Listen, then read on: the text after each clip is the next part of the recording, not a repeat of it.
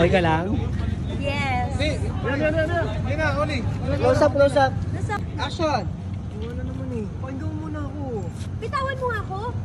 Ang pangit na nga na itsura mo. Ang pangit pa ng ugali mo. Tama lang naman na ibang litrato na yung ginamit ko eh. Dahil kapag litrato ko yun, wala. Hindi ka may pagkita sa akin. Alam mo naman palang hindi magpapakita sa'yo eh. Bakit niloko mo pa rin ako? Hindi kita gusto. Hindi kita magugustuhan. Ayoko sa manloloko. Kaya layuan mo ako.